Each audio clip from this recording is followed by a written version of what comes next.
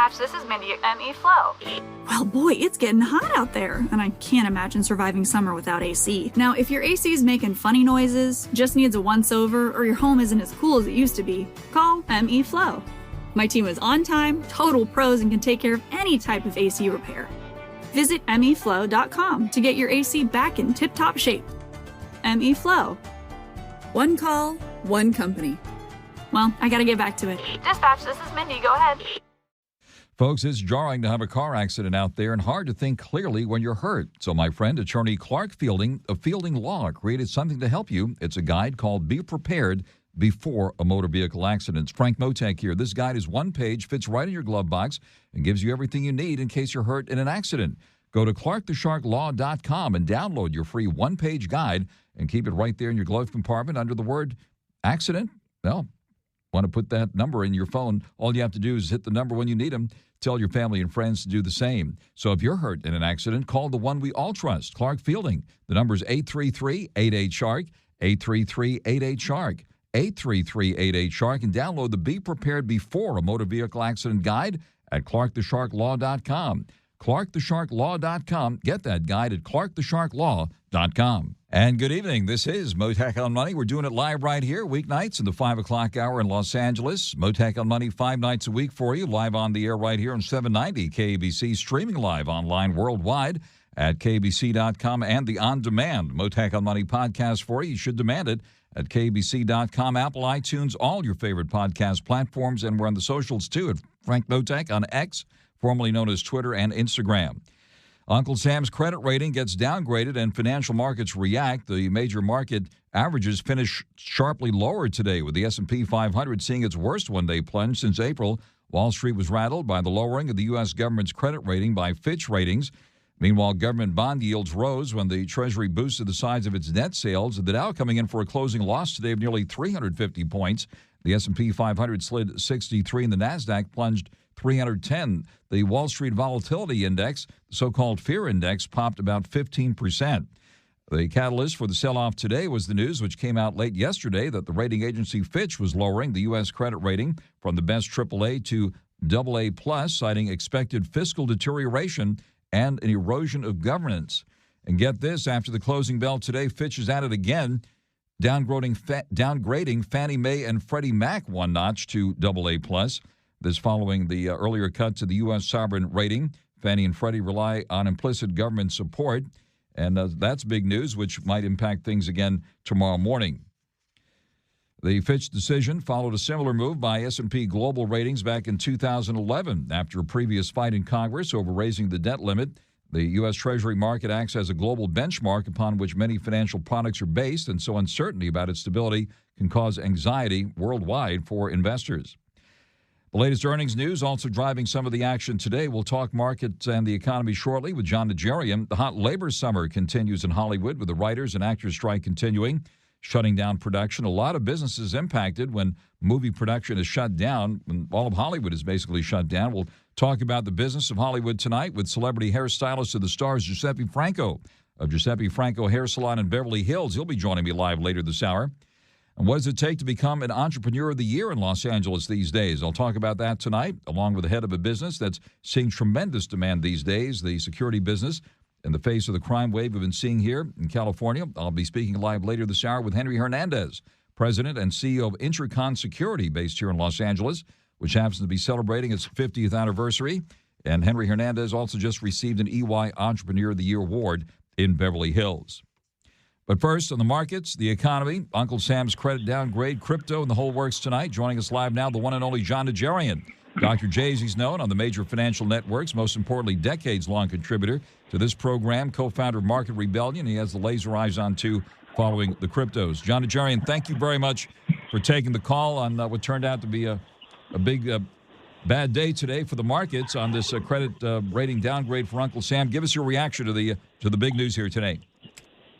Well, I think, and great to be with you, Frank. I think the markets are somewhat sanguine, believe it or not, even though we had those 1% to 2% sell-offs that you spoke of. I don't think they should be.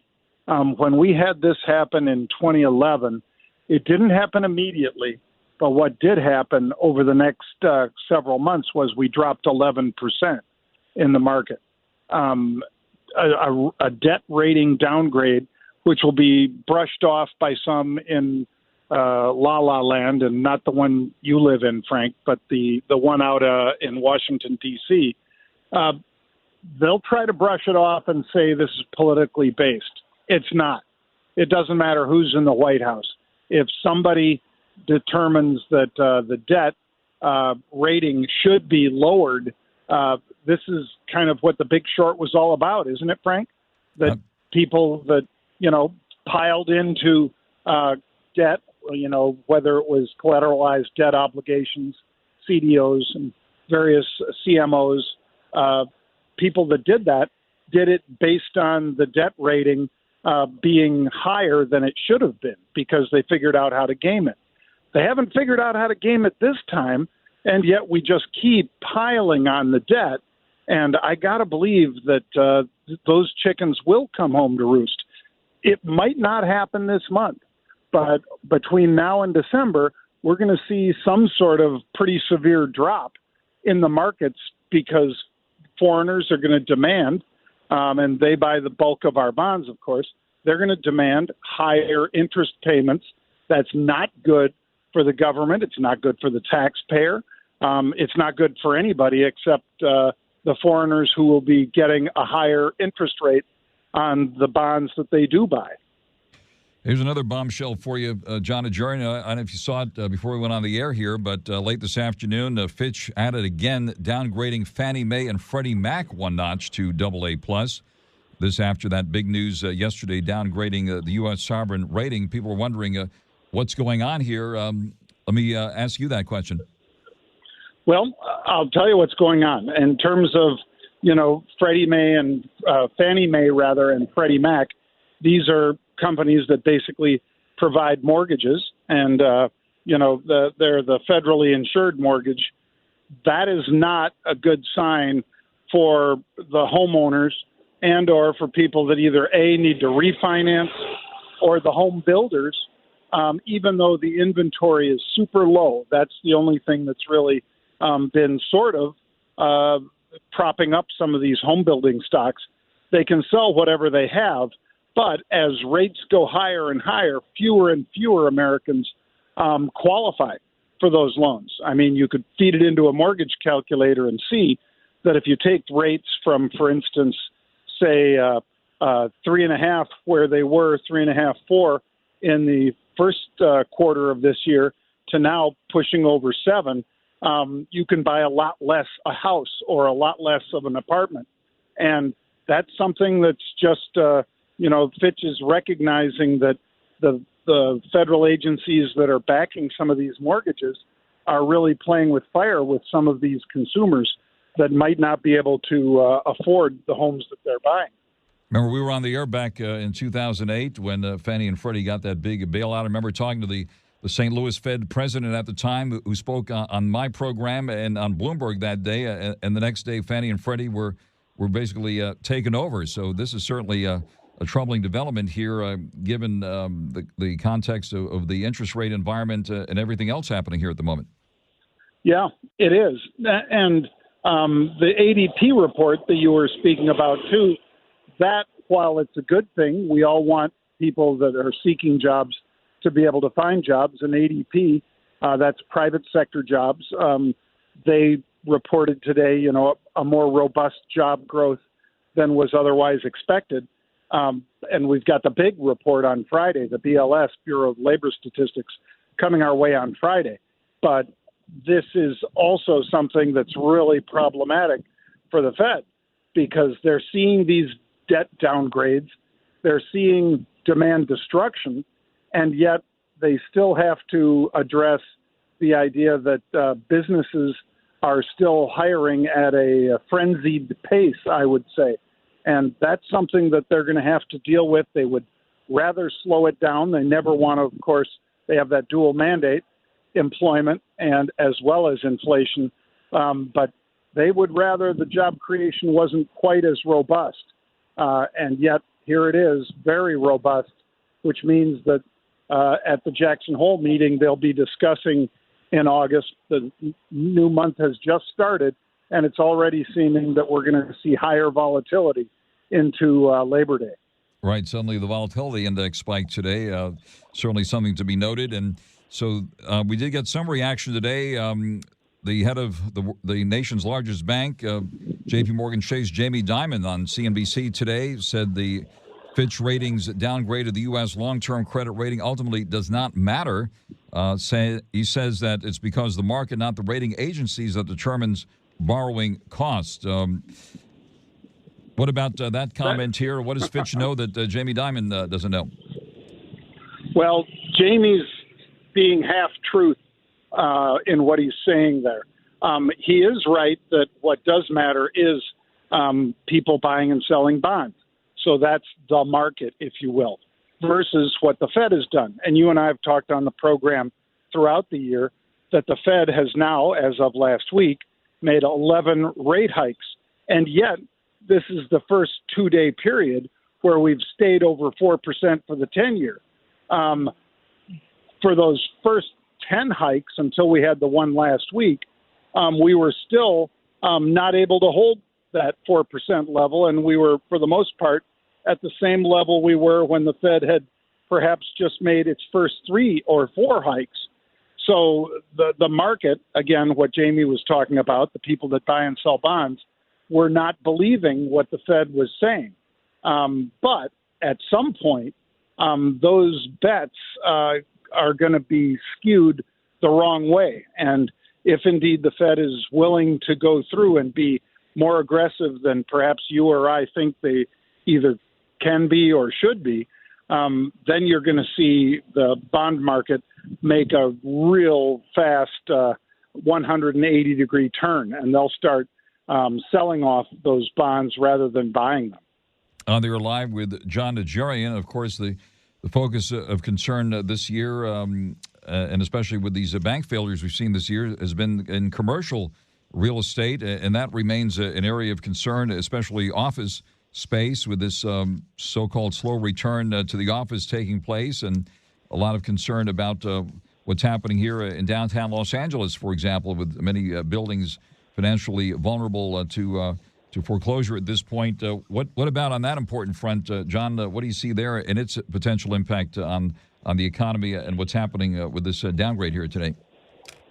Well, that's yet one other thing, Frank, that would be in the camp of bearish outlook for the market, because if indeed you've got these properties that are at high vacancy rates and you've got the interest rates going up, many of those holders of, for instance, hotels in areas like San Francisco have thrown the keys back to the lenders saying, I just can't pay the bill.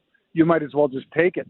And I think these higher interest rates are certainly not something that a lot of the people in real estate that I talk with that run big REITs and so forth, they're not very bullish on their particular sector right now. They're thinking that the bottom isn't in yet for commercial real estate, which would include everything from those office spaces to warehouses as well as hotels. I think we're likely to see, some real pain all over the country, but in particular, you already said Los Angeles, and I'd put San Francisco, Portland, New York right up there, probably Chicago as well. All right, we're on the air live with John NAJARIAN. Since you have the laser eyes on too, John, how are the cryptos holding up in the face of all this? Well, I was just down in Barbados at a big crypto conference. It's one of those Satoshi roundtables and or the alphas, they call themselves. I don't count myself as an alpha, Frank, but I was invited to come down there and speak and so forth this year. And it was a great time. And a lot of them are still just like, I think we just got off the subject of commercial real estate. I would think a lot of the folks in the Bitcoin and altcoin space are likewise not willing to chase at all. They really needed Bitcoin to hold 28.6 or something like that. They have picked various levels that they think would be somewhat. It's time for kickoff, and the Believe podcast will get you ready for the new season. How do you live through this as a Detroit sports fan? Believe has podcasts covering all 32 professional teams and many of your favorite college teams, too. You solidified your defense. You got better. Sideline to sideline, end zone to end zone. If you don't do those things, then you're not even trying your hardest to win at football, and I don't know what we're doing. There was a lot of great players on those teams that I was fortunate to be part of. Search BLEAV podcasts wherever you listen. Supportive, but I think to a man or woman that were there, they think short term it's kind of shaky for these digital assets because of the heavy hand of regulation rather than or enforcement. I'm sorry, rather than regulation, and they just had a big layer 2 come through with Coinbase that was called BALD, something that I am, of course, BALD. That was the name. That was the symbol for that token. But they joked that this was a Brian Armstrong token because A, it was based on the Coinbase platform, and B, it was something that Brian Armstrong shares with me, a bald head. So that one was up 1,000% in just days after launching. And then it lost 90% of its value when the people that launched that token did something that they refer to as a rug pull, meaning that, you pumped it up, and once you got it up there, then you pull the rug out from under the investors, and those that bought in on that 1,000% pump are then stuck trying to sell it out as the thing falls apart. And that one, again, symbol BALD, is one of the examples that none of us in crypto really support that kind of behavior. We'd certainly like to see a lot less pump and dumps, but it's a really difficult thing right now because you've also got the SEC speaking to Brian Armstrong and Coinbase saying the only thing that you should trade on your platform is Bitcoin. Everything else should be off of your platform. All those altcoins should be off your platform.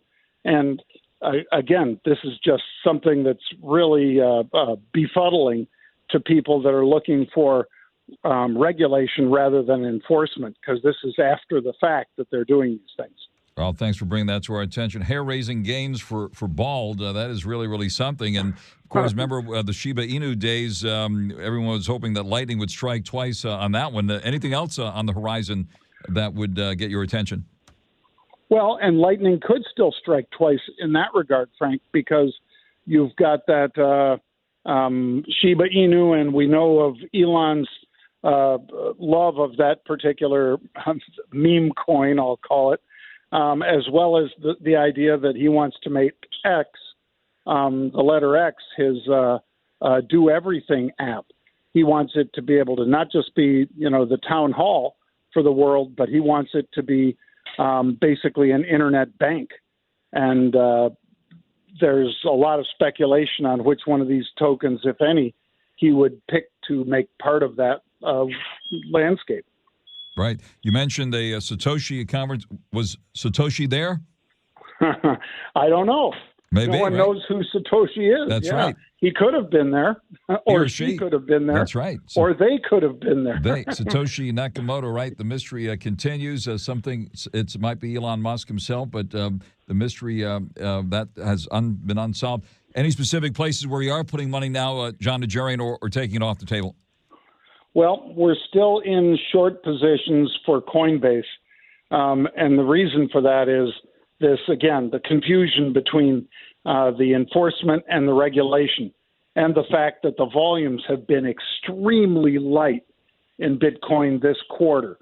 So even though they probably benefited from many of their competitors shutting down, just like many of the banks experienced that, or took over various banks like Jamie Dimon had taken over, nonetheless, I think this is a problem for many of the folks that are out there looking for support. And they're not going to find it likely in Coinbase. They're not going to find that Coinbase ended up doing a lot. They probably opened a bunch of accounts, but they probably made almost no revenue from those accounts because the volumes have been so light. John, thanks for taking all the questions here tonight and for joining us live here this evening. That is the one and only John NAJARIAN tonight. Dr. J, as he's known on the financial networks and in the financial press as well. Of course, most importantly, a decades-long fantastic contributor to this program, co-founder of Market Rebellion. John NAJARIAN, wish you a wonderful evening. Thank you very much for joining us live here tonight. Thank you very much, Frank, for those kind words. I'll talk to you soon. Yes, thank you very much. We'll see you on social media. In the meantime, John NAJARIAN big, of course, on the socials as well. 790 KBC welcomes Belinda Carlisle coming to the Libby Bowl August 24th. Tickets are on sale now at AXS.com. And right now, caller 9 wins at 1-888-790-5222. You can get a pair of tickets to the show. If you're caller 9, call right now, 1-888-790-5222. Well, we got the sell-off. Mottek On Money continues here in 790 KBC. The Dow down 348 points at the bell today to 35,282. The S&P 500 down 63 at 4,513. And the NASDAQ down 310 points, settling at 13,973. The major averages coming off the high points of the year this week. Starting a rough start to the month of August here. The yield in the 10-year note is back up to 4.09%. Of course, the big news today, the Uncle Sam credit rating downgrade by the Fitch rating agency. And following up on that, Fitch has also downgraded mortgage giants Fannie Mae and Freddie Mac one notch from AAA to AA+. This Fitch downgrade follows the cut to U.S. sovereign debt rating yesterday. We're seeing the price of oil still hovering at around $80 a barrel. Right now, 21 cents at $79.70. The price of gold down $3.50 at $1,971.70 an ounce. In the cryptos, we see Bitcoin up 2 at $29,126. Ethereum down $2 at $1,839. And Doge at 7 cents. On the earnings front, we see Advanced Micro ending 7% lower today after that big chip company beat on earnings and forecasts a bounce back in its PC chip business. Starbucks shares perking up about 1%. The bean counters at Starbucks say although the coffee chain reported third-quarter same-store sales had missed expectations despite a big rebound in China. And it looks like CVS Health up 3.3% after that drugstore chain and healthcare services company reported second-quarter profit and revenue that beat analyst expectations. At the gas pump, you're noticing inflation there. Regular back up to $5.12 a gallon on average. In the L.A. Long Beach area, premium now back up to $5.45 on average. And diesel now averaging $5.49 a gallon. Mottek On Money continues here in 790 KBC. Picket lines around the major studios here in the Los Angeles area. In Hollywood, the hot labor summer continues with the writers and actors strike continuing, shutting down production. A lot of businesses affected when movie production is shut down. We haven't seen anything like this since 1960 with both the Writers Union and SAG-AFTRA going on strike. Let's talk about the business of Hollywood now, and that's the impact of what's happening out there. Let's bring in celebrity hairstylist to the stars now, Giuseppe Franco of Giuseppe Franco Hair Salon in the heart of Beverly Hills. Giuseppe, thank you so much for taking the call live with us here tonight. How are things going there? Well, Frank, to be honest, I was just talking to your beautiful daughter, Catherine. I thought we were doing the interview, her and I. That's really sweet. Yes. She got on the phone. She wanted to say hi, so I spoke to Catherine. What a living doll. God Fantastic. bless. Well, yeah, well, she loves you and has had the honor of meeting you on a number of occasions. Last time we spoke, we were coming out of the pandemic, and I have to say that we all admire your tremendous work ethic and how you handled yourself and on the air during those difficult days with all those gut punches you endured with the shutdowns and so forth. So, and now we have a situation that we haven't seen since 1960. So, how's business? Yep. Well, I tell you honestly, Frank, the economy, I'm not going to get into. We all know you hear clients complaining whether it's gas, eggs, or et cetera, et cetera, et cetera. But that affects. But what really affects is this crazy strike. When writers went on strike a few years back, it definitely affected. We do a lot of writers, not just, actors and actors. They got the money, as people want to say, movie stars, the actors and actresses, and the producers. But these writers and the craft people and the stunt people, et cetera, they're all my clients. They sure are not getting haircuts. Look, Frank, a lot of these people are not going to go to Beverly Hills. You've got to do priorities. It's been over 100 days. The good news is I heard, rumor has it this afternoon, I heard that they're talking Friday. talking is good. Not talking is not good. You're not going to accomplish anything. So they're talking Friday. Let's see what happens. Negotiating. It's going to be beneficial to both sides of the unions or whatever. But it affects, look, priorities are, if you got, example, a writer, not Damon, God bless him, but let's say a writer on strike, going on 100 days. Frank, they're not going to come to Beverly Hills and drop $1 on a haircut when they're boxing, sandwiches to go there and stand in line.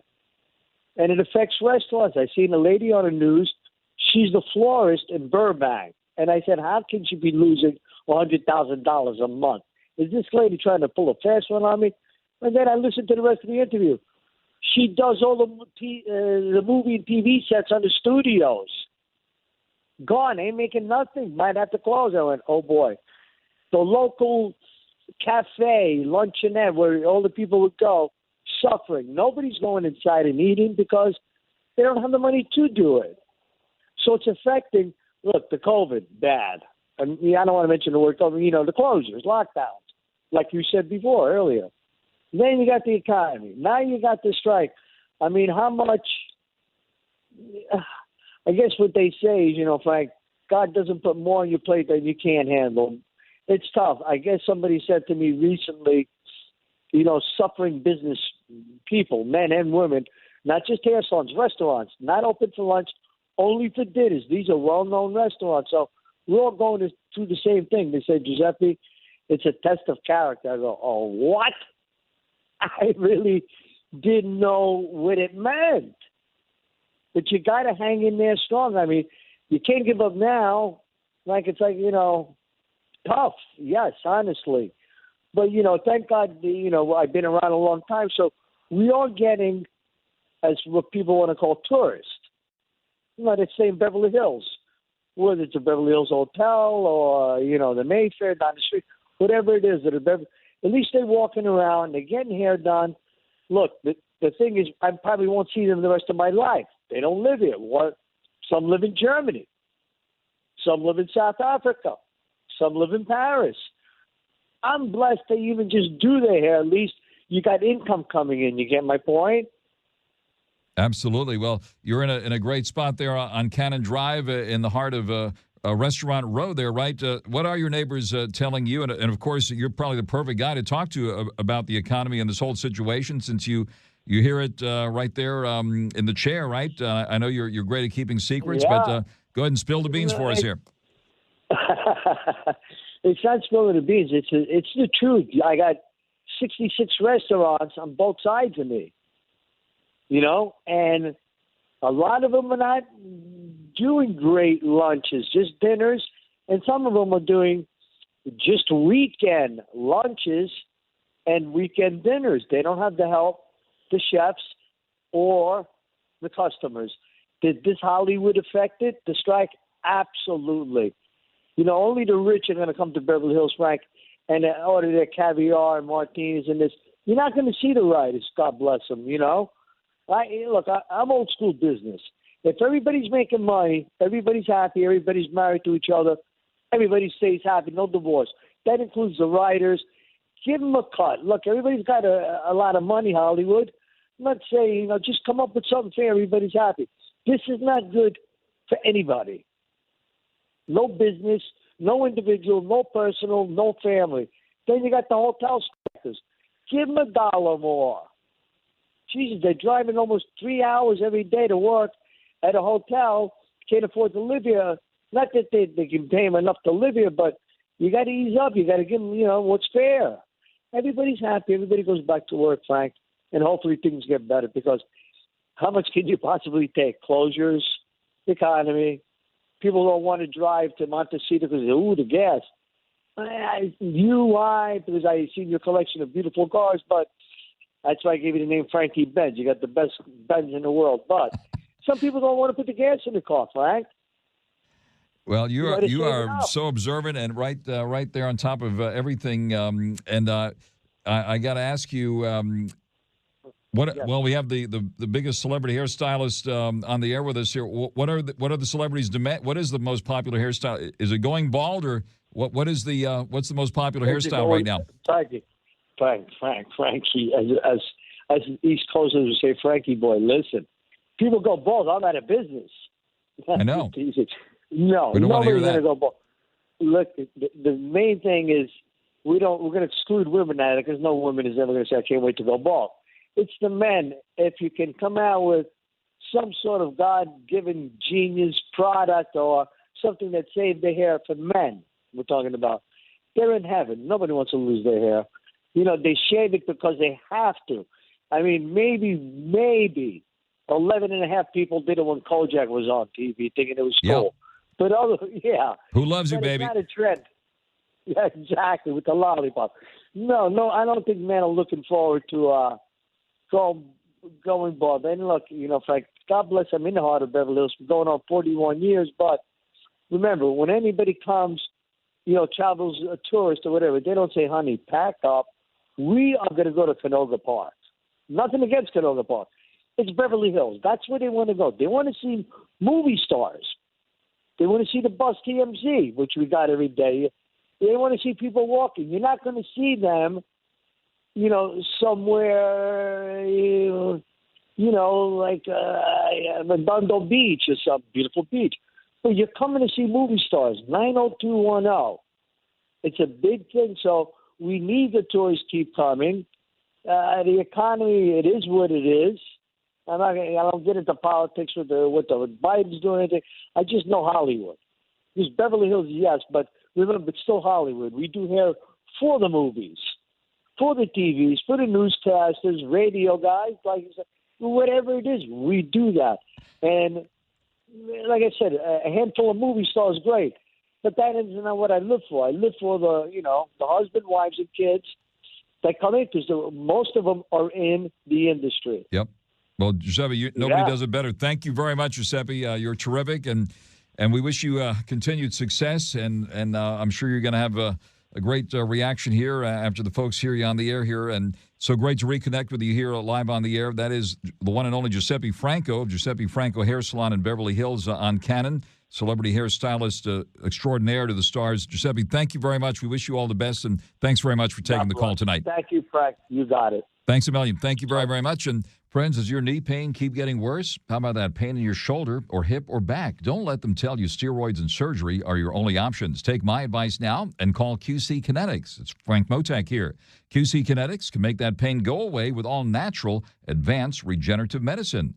They're helping people here every day with these amazing natural treatments that restore and repair your damaged joint tissue. It's like turning back the clock. Regenerative medicine uses concentrated healing agents from your very own body to stimulate that damaged tissue in your joints so they work like they're supposed to, and there is zero downtime. QC Kinetics is the nation's leader in this exciting medical breakthrough. Patients here are getting real lasting relief and are saying no to surgery and drugs. If you have pain due to injury or arthritis, it's a remarkable option that you need to check out, and the consultation is free. Call QC Kinetics, locations in Glendale, the city of Orange, Mission Viejo, and now also in Costa Mesa. The number to call is 213-997-PAIN. 213-997-PAIN. Again, that's 213-997-PAIN. Mottek On Money continues here on 790 KABC. Good evening. What does it take to become Entrepreneur of the Year in Los Angeles these days? I'm going to talk about that now with the head of a business that's seeing tremendous demand nowadays, the security business. That is, in the face of the crime wave we're seeing here in California. Joining us live now is Henry Hernandez, the president and CEO of Intercon Security, based here in Los Angeles, which happens to be celebrating its 50th anniversary. And Henry Hernandez was just honored recently at the EY Entrepreneur of the Year Awards in Beverly Hills. Henry Hernandez, thank you very much for taking the call, and huge congratulations on this tremendous honor you just received. Tell us about your business and what got the attention of the judges to achieve the Entrepreneur of the Year honors. Well, hi, Frank. Thanks for having me. Really honored to be here. I think the thing that always jumped out to me while talking about the Entrepreneur, awards, even being selected in part of the process, is just what an honor it was to even be considered. There are so many great companies here in Southern California, and really me and the team really had no thought that we had a chance to win, let alone to go ahead and win. So you asked about the company. We're, like you mentioned, 50-year-old security company. We were founded by my grandfather at his kitchen table using his life savings. Today, we're still 100% owned and operated by my family. And we're really, proud to have grown to become the 5th largest security company in the world. We have 35,000 employees worldwide. And the thing that the current team has really done is we've developed a great tech solution that really allows us to kind of set ourselves apart in a pretty crowded industry. So I think more than anything, what's driven the Entrepreneur Awards is the team that's here that's, come up with this solution that really allows us to push big data in an industry that, it's really all about lots of hours, lots of recruiting, lots of staffing. That's fantastic. Well, again, huge congratulations to you and your family. And you have tens of thousands of employees here. And certainly it seems there's a tremendous demand at the moment for excellent security people. Tell us about your business and how it's doing these days in the face of what we're seeing out there. Yeah, well, I mean, you're absolutely right. It's there's certainly a lot of demand for security today. I think there's no question that the crime statistics being what they are, people don't necessarily feel safe. And, large organizations, our focus really is enterprise-wide security for very large clients. Think government institutions, nuclear power plants, the energy grid, that kind of thing.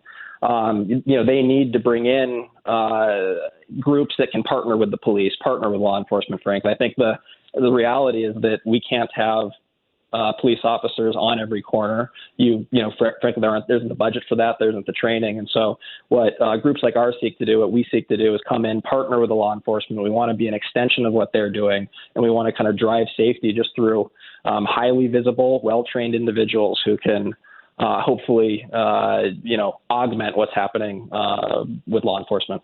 Last night was a National Night Out where the public had a chance to demonstrate their support for the police. And in Beverly Hills, for example, the slogan for the police is police and community together. And certainly we saw a big display of community support in Beverly Hills last night, as well as for the LAPD and other big departments here. What about the question of retail theft? And we've seen increased security at a lot of these stores. What about when people approach you, retailers who are absolutely appalled by what's happening, and we're seeing those horrific videos of people running out with merchandise and all that? What do you tell retailers on how to address this very serious situation at the moment? Yeah, I mean, those videos are heartbreaking, right? A lot of those companies are like us, they're family owned, and those are individuals who, whether or not they have an insurance policy, they're seeing their life dream kind of run out the door in some cases. Really for us, that is such a scary proposition that it's a line of work that we actually actively try to avoid as a security company. Now, we wouldn't say, no, we'll never do it under any circumstances, but, those security officers are really in a no-win situation, right? Whether or not, not getting into the politics of this, the reality is that many of those individuals will not be prosecuted or won't be, brought to justice, so to speak. And an officer security officer who's frankly not making a ton of money relative to the value of what's being stolen is in a difficult, situation about thinking about putting hands on an individual or something like that. So it's really something where I view that as a solution for law enforcement to really step up and decide what enforcement priorities are. But unfortunately, it's just not something I think that security is going to be able to do too much with, when at the end of the day, law enforcement doesn't seem to be concerned with it. That is a really important message, and hopefully the pendulum will swing in the other direction as soon as possible. And you've achieved this Entrepreneur of the Year award honor in a tough business environment. California not considered business-friendly. How do you make it through here? Well, I think the reality is that all of the companies that are operating here are operating, under the same, more or less the same rules, the same level playing field. And there is a need for security here in California. And so our thought is that, we want to be really smart on the regulations. We want to understand, what we're allowed to do, what the, meal and rest break rules are, for example. And then we just want to make sure that we do everything we can to document that we are following the rules, we're following the laws. And hopefully what will end up happening is we'll see some sanity in Sacramento where, some of these, PAGA class action type, enforcement that has been going on, I think, really strikes me as something like an unfortunate thing for business, the business environment in California. And we're just really hoping and praying that we see a change in policy from Sacramento. Certainly. Well, Again, congratulations to you, and thank you very much for sharing your story with us here tonight. Henry Hernandez, the president and CEO of Intercon Security, based in Pasadena. We do appreciate it, and congratulations on your 50th anniversary. All the best to you and your family, Henry. Thank you very much for taking the call here tonight. Thank you very much, Frank. And we'll be back again tomorrow evening in the 5 o'clock hour, Mottek On Money, weeknights at 5 p.m., and you can also bring up the Mottek On Money on-demand podcast at KBC.com, Apple, iTunes, and all the podcast platforms. This is Mottek On Money on 790 KBC.